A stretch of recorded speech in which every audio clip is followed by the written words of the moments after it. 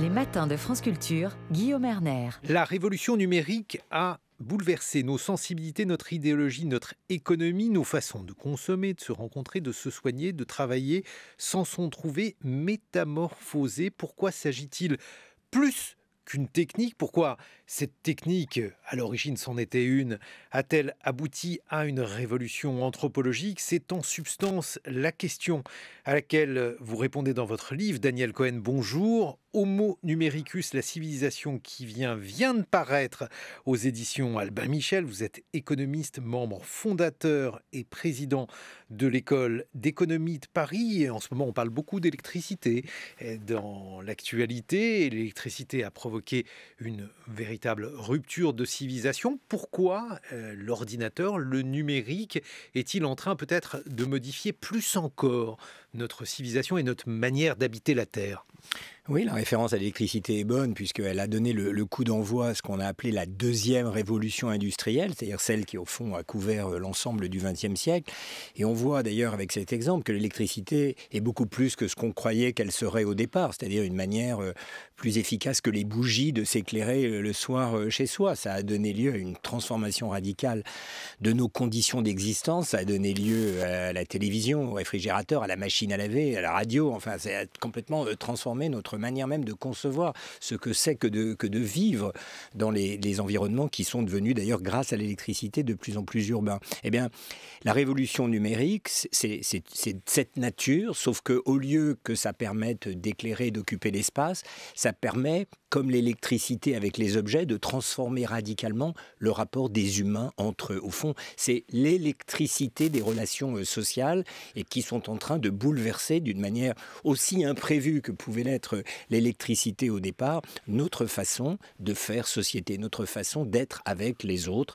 C'est pour ça qu'en effet, la révolution anthropologique dont vous parlez, en effet, n'est pas usurpée comme terme. Mais alors, moi, je pensais que les économistes, certains économistes, Daniel Cohen, considéraient que cette révolution, la révolution de l'ordinateur, cette fois-ci, elle avait été très largement surestimée, qu'il n'y avait pas de trace, par exemple, de l'ordinateur dans les gains de productivité, alors que celui-ci, il faut le rappeler aux plus jeunes, au début, l'ordinateur, c'était une manière de nous permettre de travailler plus efficacement. Oui, l'ordinateur, d'ailleurs, comme l'électricité à ses débuts, il y a une fameuse étude qui a montré qu'il faut attendre vraiment les années 1920 pour que l'électrification du monde, en tout cas aux États-Unis, commence à produire ses effets.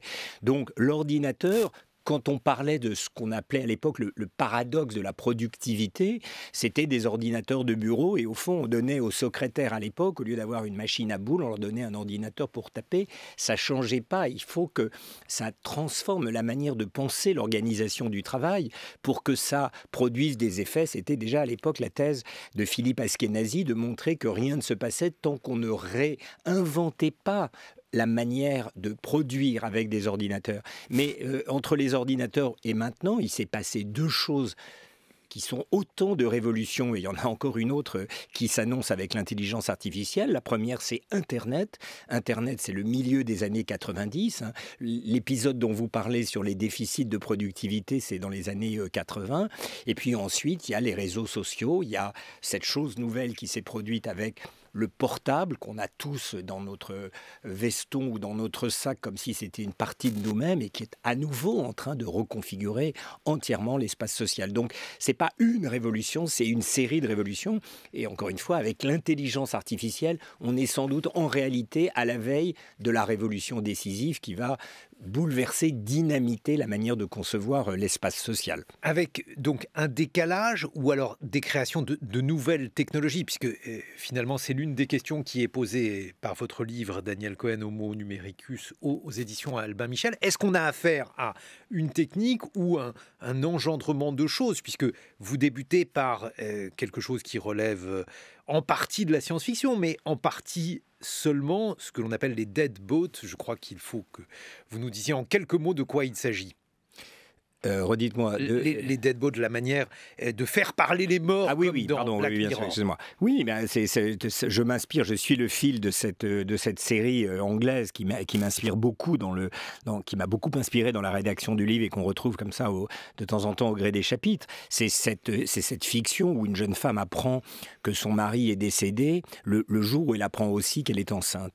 Donc c'est le désespoir humain le plus terrible et au fond le plus ordinaire de la vie, être séparé d'un être cher au moment où en plus on se prépare à donner naissance à son enfant.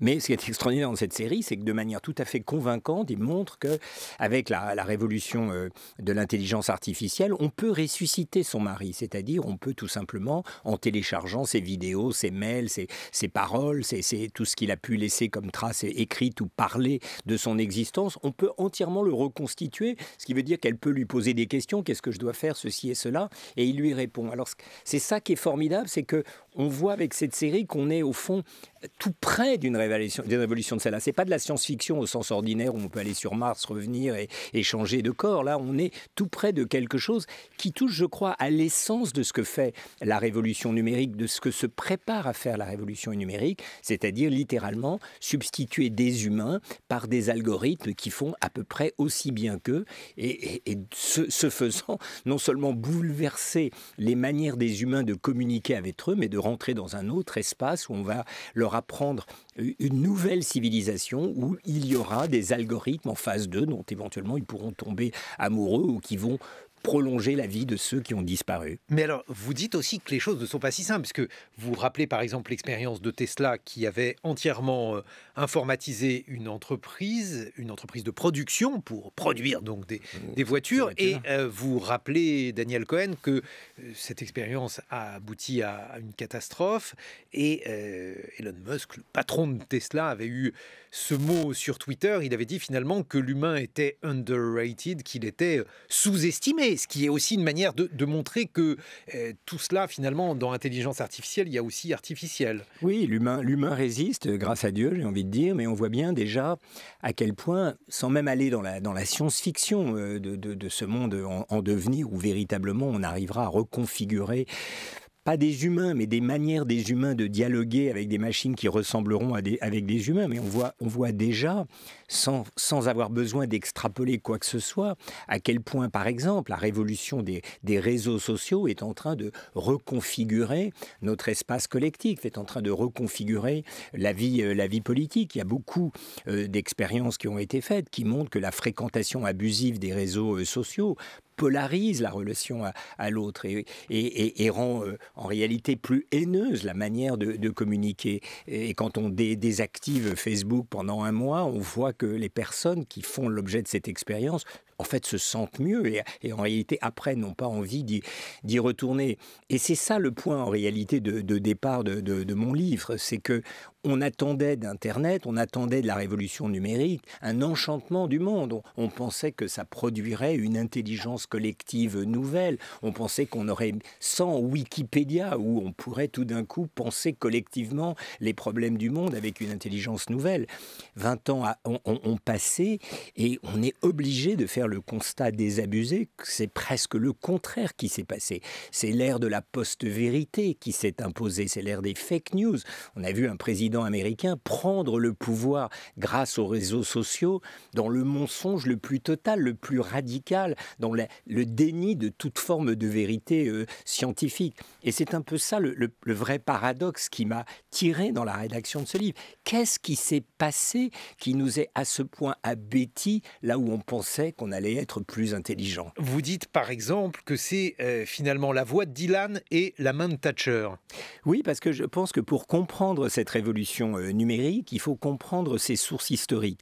Les sources historiques, à l'origine, on va dire, c'est la contre-culture des années 60. Il y a quelque chose à ce moment-là qui se crée d'absolument fondamental dans notre histoire occidentale, mais dans l'histoire universelle, dans lequel de nouvelles générations contestent radicalement l'ordre tout en verticalité dont ils héritent, aussi bien à l'université qu'à l'usine ou dans la famille. C'est cette protestation anti-système qui va nourrir l'idéologie des premiers hackers, des premiers pionniers de la révolution informatique. Ils pensent qu'ils sont en train de donner à cette contestation les moyens de son existence.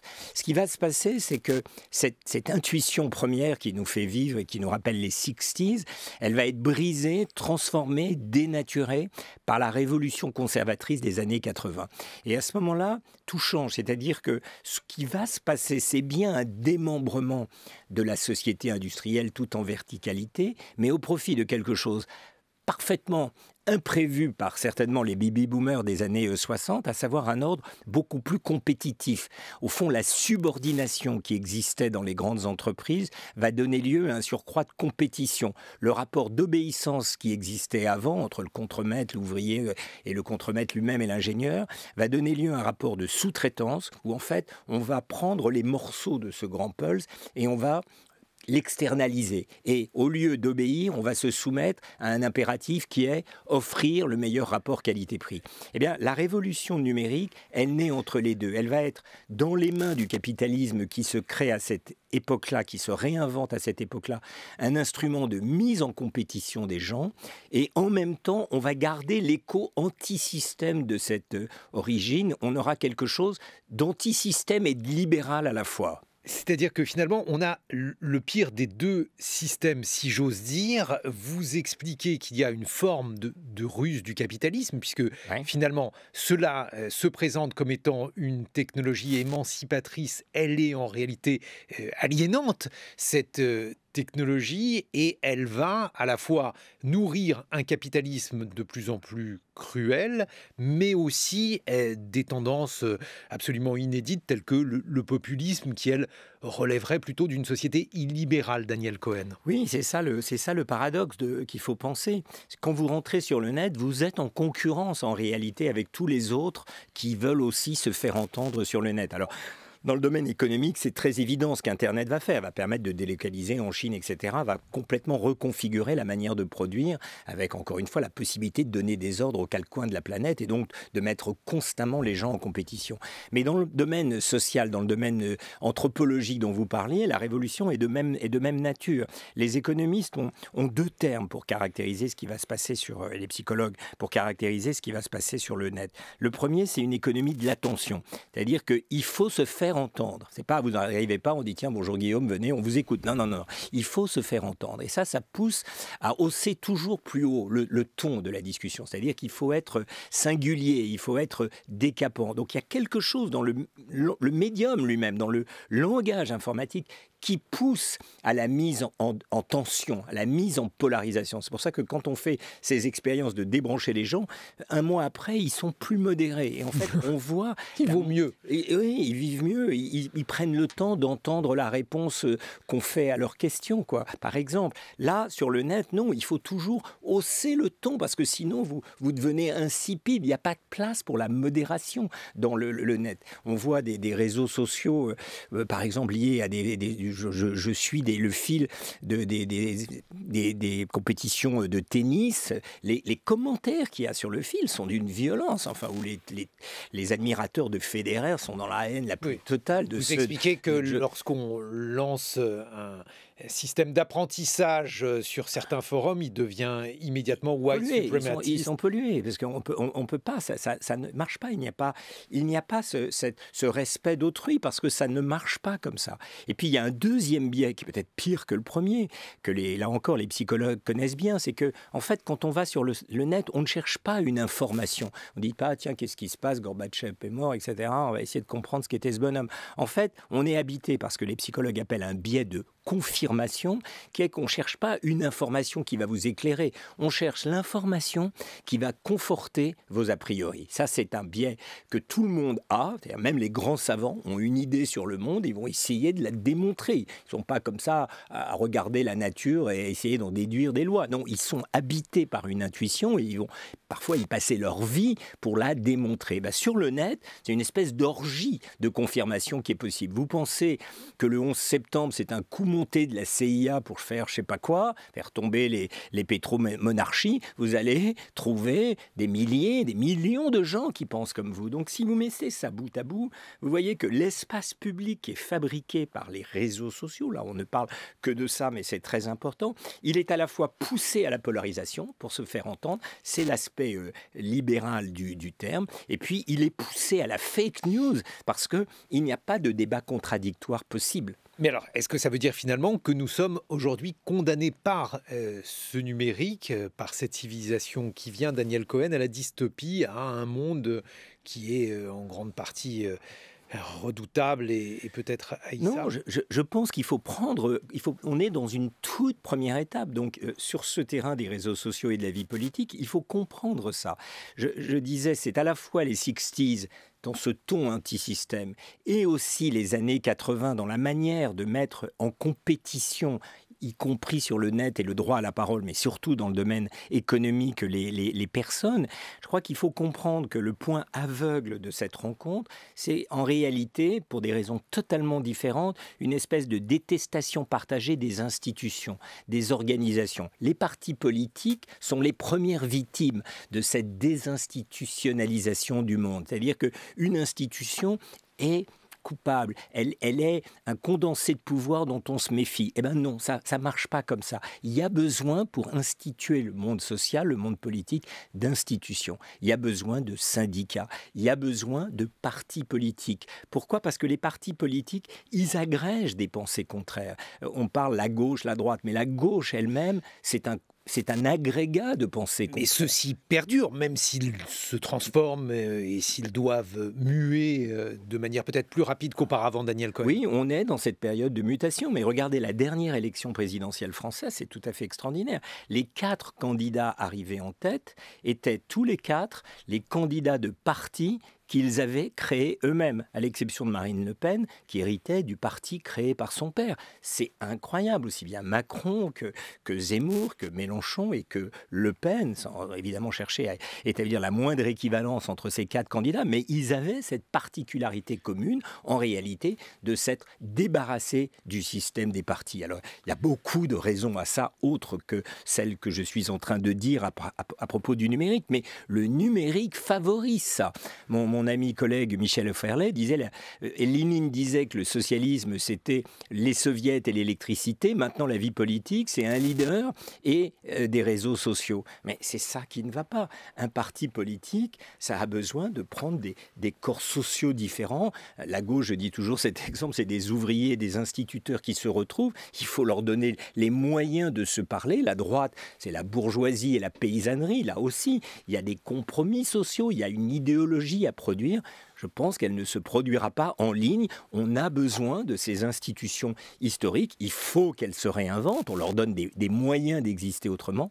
Mais l'illusion selon laquelle la société pourrait se réduire à un agrégat de personnes qui communiquent entre elles, ça c'est le legs de la révolution libérale. Et c'est avec, au bout, comme vous l'expliquez dans votre livre, Homo numericus, la civilisation qui vient, Daniel Cohen aux éditions Albin Michel, une porte ouverte vers l'anomie. On évoquera cette manière dont l'anomie, la dissolution des liens sociaux est, selon vous, l'horizon dans lequel nous sommes dès aujourd'hui. Avec cette civilisation numérique, on vous retrouve dans une vingtaine de minutes, car il est 8h sur France Culture. 7h, 9h. Les matins de France Culture, Guillaume Erner. 8h21, nous retrouvons notre invité, l'économiste Daniel Cohen, Homo numericus, la civilisation qui vient aux éditions Albin Michel. Dans ce livre, vous dressez un bilan contrasté de cette révolution numérique et de la rupture anthropologique qu'elle provoque, avec à la fois une modification profonde de notre rapport aux autres, mais aussi un certain nombre de limites, puisque l'ordinateur ne peut pas tout. Jean Lémarie vient dans son billet politique d'évoquer l'éducation et notamment cette phrase, cette préoccupation du nouveau ministre de l'Éducation nationale, Pape Ndiaye. L'école est injuste avec les pauvres, dit-il. La question de l'équité est au cœur de la réflexion des économistes. Est-ce que le numérique, par exemple, contribue à accroître les inégalités, ou bien sur le plan de l'école, peut-il au contraire aider ceux qui auraient moins de chance à l'origine, Daniel Cohen? Ça fait partie des illusions du numérique au départ, dont on est en train de découvrir qu'elles sont fausses, qu'elles ne fonctionnent pas, voire qu'elles conduisent à des impasses. Il y a eu à un moment donné cette idée que les cours en ligne allaient être la solution précisément pour aller toucher des gens qui sont loin. Enfin, je ne parle même pas de la France, mais dans les pays en voie de développement, qu'on pourrait enseigner à distance dans des villages reculés, là où il n'y a pas d'enseignants. Ça ne marche pas. L'éducation, c'est un domaine dans lequel l'humain, pour l'instant, ne peut pas être remplacé par des machines. Les cours en ligne sont globalement des échecs. À la fin d'un cours en ligne, on se rend compte que les élèves n'ont rien retenu et que surtout les personnes les plus défavorisées n'y ont pas du tout accès, ne s'y inscrivent même pas parce que pour elles, c'est une montagne infranchissable. Bon, ça, on a fait une expérience en temps réel pendant le confinement. Voilà. Voilà, il y a besoin d'humains. Il y a une expérience qui est citée par Michel Desmurger, que je cite dans mon livre, que je trouve extraordinaire.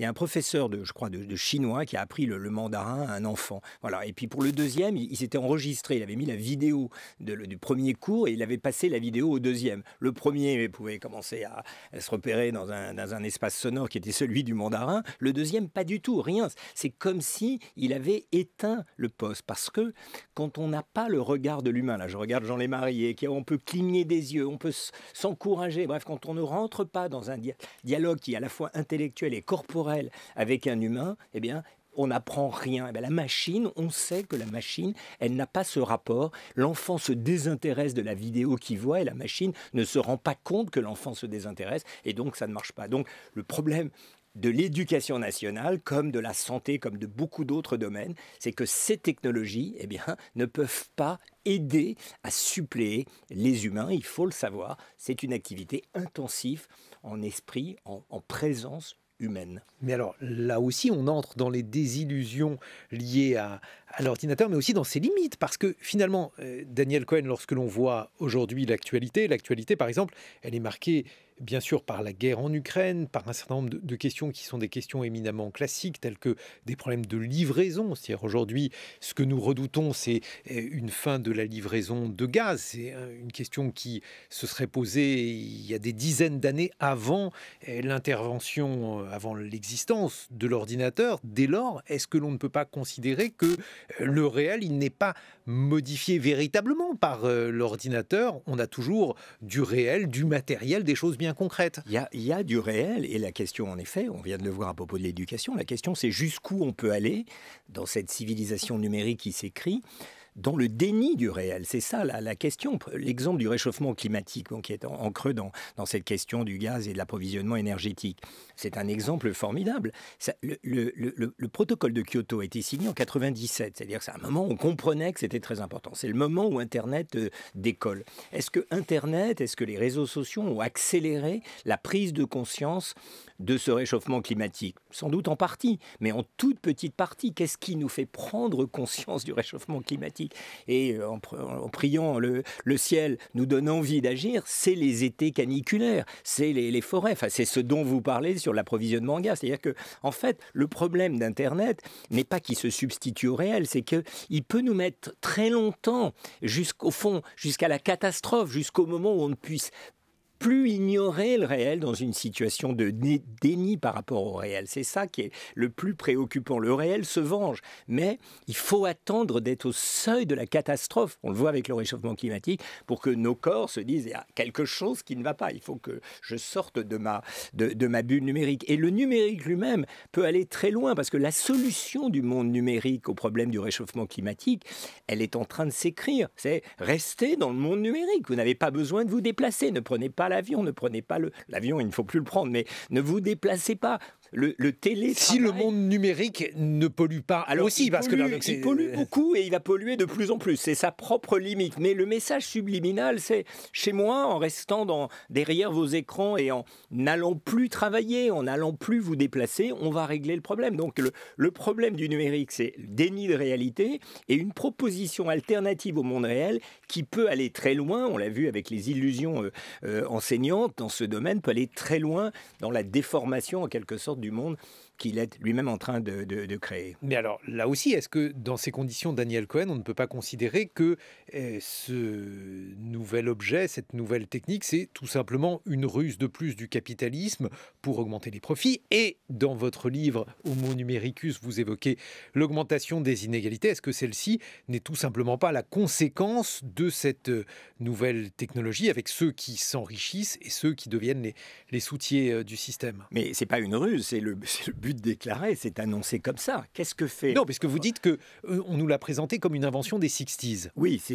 dans la manière de constituer. C'est une invention des 60s qui a été... Des 60s rebelles. Oui, des 60s rebelles, mais qui ont été naturalisés par le capitalisme des années 80 pour y créer une société de plus en plus compétitive, concurrentielle, y compris d'ailleurs dans les lieux d'expression que sont les réseaux sociaux. Mais le but premier, on va dire le plus simple du capitalisme numérique, il est extrêmement simple, c'est de faire gagner des gains de productivité, non pas comme dans la société industrielle, lorsque les humains travaillent des objets, mais dans la société de services dans laquelle on est, où les humains travaillent des humains. Voilà, l'industrialisation des services. C'est l'industrialisation des services. Ça veut dire quoi? Ça veut dire qu'un service, c'est une activité dans laquelle il faut que le client et le prestataire se rencontrent. Vous allez voir un médecin, voilà, c'est un service, il faut qu'il vous ausculte, il palpe votre corps, et il y a une interaction qui est très coûteuse. Il y a le temps du médecin, il y a le temps que vous mettez, vous, pour y aller, attendre dans la salle d'attente, etc. Le capitalisme numérique, c'est de dire il y a beaucoup de ces interactions dont on peut se dispenser.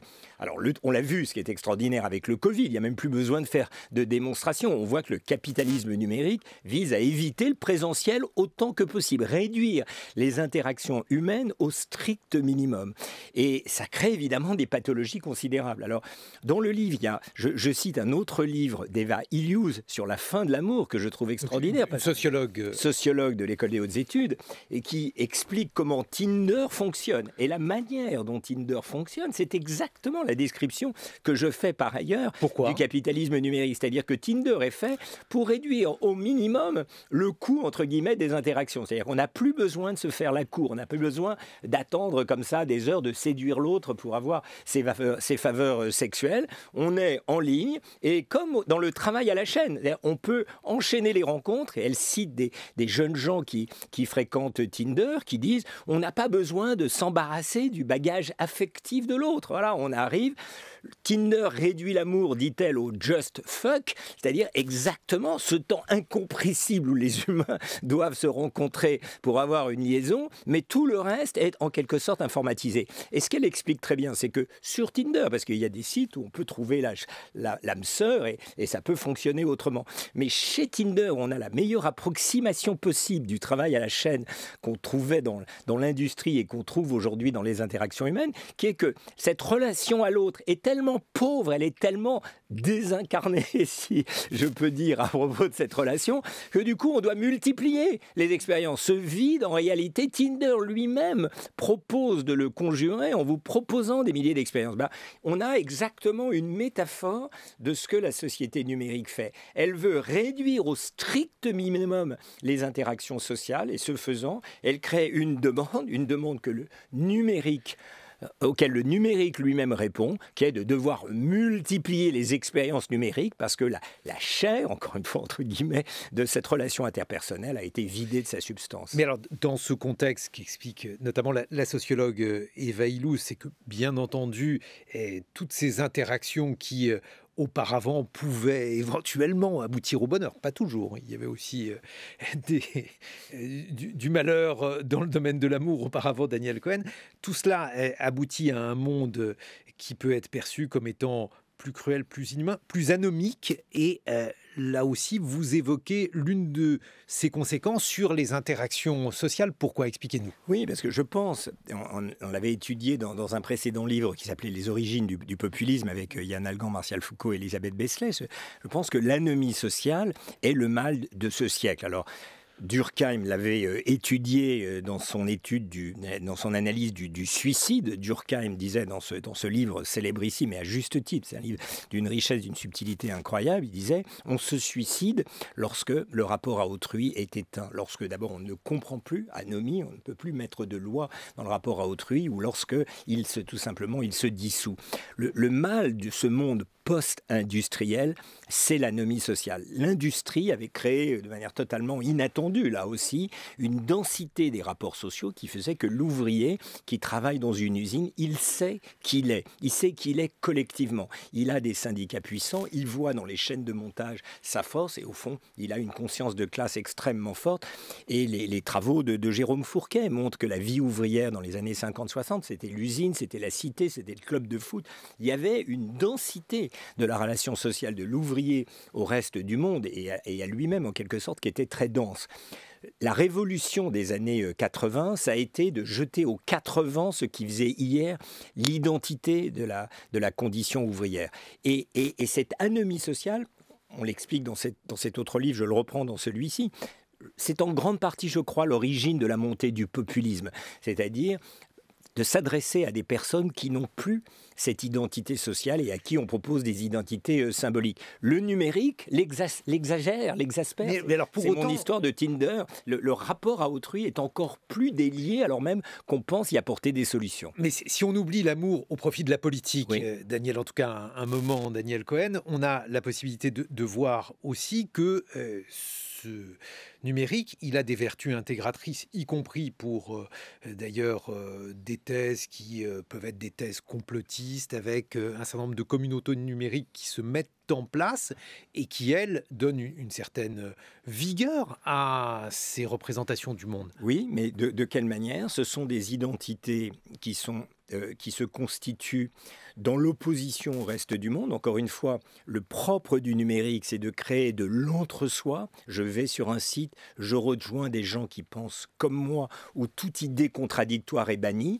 Donc c'est quelque chose qui se construit dans le déni, on l'a dit, de la réalité, dans le déni du rapport à autrui, puisque précisément, on n'a plus en face à face des humains en chair qui sont capables de porter la contradiction. Donc ce sont des bulles numériques, et ce sont donc des identités, oui, annoncées, mais extrêmement fragiles, parce qu'elles ne se constituent, elles ne se reconnaissent elles-mêmes que dans le refus du rapport à l'autre. Donc c'est pas bon, ça. Mais alors là aussi, parce que c'est tout de même pathologique, voilà. Et c'est ça, cette anomie sociale. On croit la régler de la manière que vous dites, mais en réalité, je pense qu'on l'aggrave parce que le rapport à la société, en fait, devient totalement fictif. Mais alors là aussi, lorsque l'on voit par exemple les amis sur Facebook, alors vous expliquez dans quelle mesure il y a finalement des limites dans les liens sociaux que l'on peut nouer, Internet ou pas d'ailleurs, réseaux sociaux ou pas, mais il y a là aussi une possibilité malgré tout de combattre la solitude qui n'existait pas auparavant. Ça se traduit. Il y a par exemple une étude en Angleterre qui explique la diminution de la consommation d'alcool par le fait que désormais le sentiment de solitude existe moins qu'auparavant du fait de l'existence des réseaux sociaux. Je ne vais pas tomber dans le piège en quelque sorte de dire que tout est mauvais dans les réseaux sociaux. Évidemment, ils ont une puissance de contestation. MeToo, c'est important, c'est grâce aux réseaux sociaux. Les révolutions arabes, c'est important, c'est grâce aux réseaux sociaux. Donc, il y a une force de protestation, encore une fois. C'est l'hémisphère gauche, c'est l'origine des années 60 qui se retrouve. Et ça, je vais pas le contester. C'est évident et c'est très bien. Le problème, encore une fois, c'est que ça se construit sur l'illusion qu'il suffit d'agréger des individualités sur le net pour faire société, et non, pas du tout. Le type d'agrégation est pathologique. Vous dites sur la solitude, moi je connais une centaine d'études qui montrent vraiment exactement le contraire. C'est-à-dire que la fréquentation de Facebook augmente la dépression, augmente le sentiment de solitude sociale, et dans les expériences qui ont été faites où contre rémunération, on oblige les gens pendant 1 mois ou 2 à se débrocher de Facebook, les syndromes dépressifs baissent, parce que ça vous entraîne, comme Tinder, ça vous entraîne en réalité dans la construction d'un monde en soi où le rapport à l'autre disparaît. Donc là, non, je ne crois pas que des études puissent de manière convaincante dire que ça réduit la solitude ou le sentiment dépressif. Il y en a vraiment beaucoup qui prouvent exactement le contraire. Alors, si on boit moins, peut-être, parce qu'on est passé d'une addiction à une autre. Faudrait que je regarde l'étude que vous citez. Mais toujours si on reprend le fil des conséquences de ce numérique, on évoquait tout à l'heure les limites réelles. Le réel, c'est ce sur quoi on se heurte, Daniel Cohen. Et finalement, on peut à la fois dire que les réseaux sociaux ont nourri des thèses complotistes, par exemple sur le Covid, mais comme vous le dites dans votre livre Homo numericus aux éditions Albin Michel, eh bien, on a vu, vous dites, que finalement les pays où on a été le moins sensible aux thèses complotistes sont les pays qui ont été le plus touchés par le Covid et où on s'est rendu compte de la gravité des choses.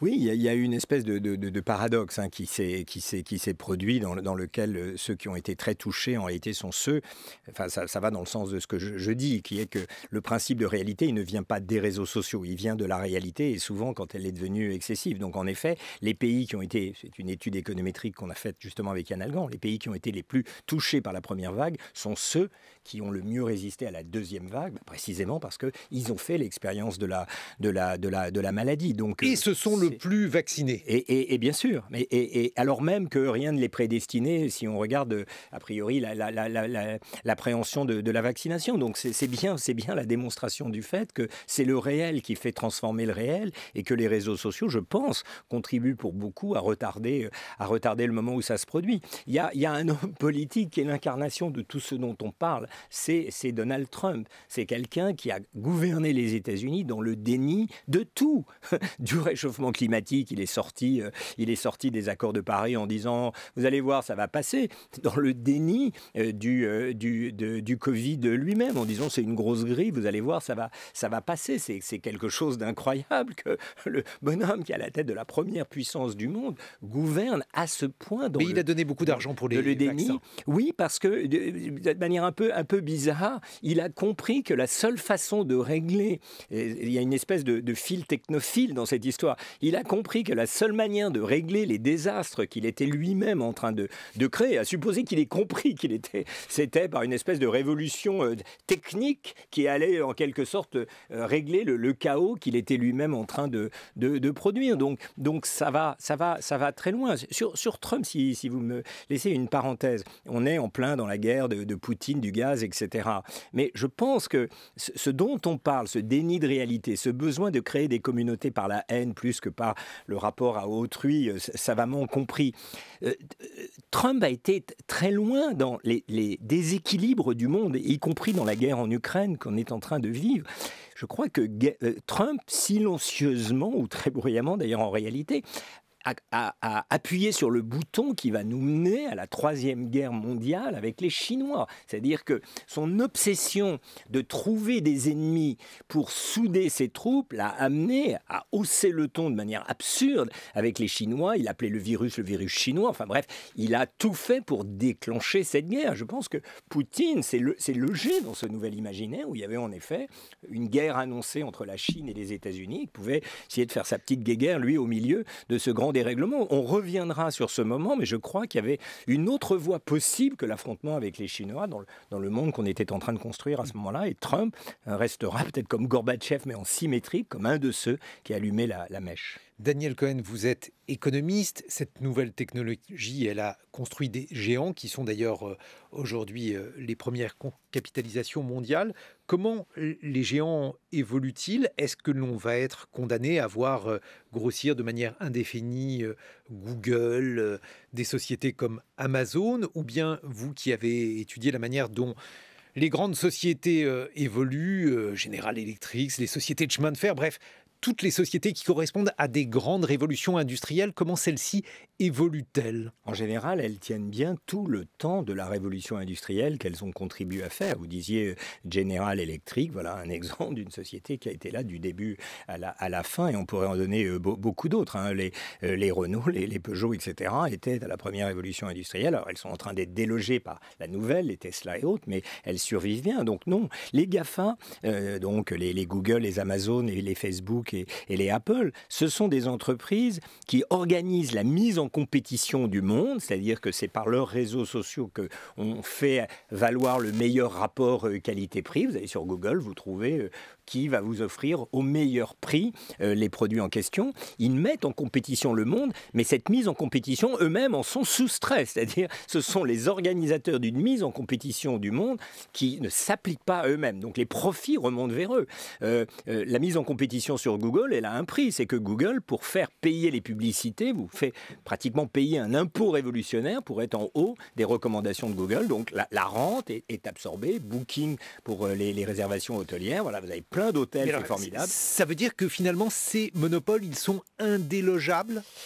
Indélogeable, c'est vite dit, mais pour l'instant, ils résistent bien parce qu'effectivement, ce sont eux qui font remonter la rente que permet de générer cette mise en concurrence avec autrui. Mais ils sont eux-mêmes, avec l'intelligence artificielle, en train d'évoluer. Alors, ça veut dire qu'il faudrait que la loi rompe ces monopoles et parvienne à rétablir une concurrence. C'est indispensable. De même que les grandes lois antitrust ont été inventées aux États-Unis pour lutter contre les Standard Oils, etc., ou dans les banques, les grandes banques d'affaires qui étaient en train de se constituer à l'époque, il faut impérativement que les autorités de concurrence soient très attentives à réduire au strict minimum le pouvoir de monopole que se sont donnés ces différents GAFA. Mais le processus qu'ils ont engagé, je crois, est irréversible. Ce processus, c'est qu'ils ont la main sur la surveillance de chacun.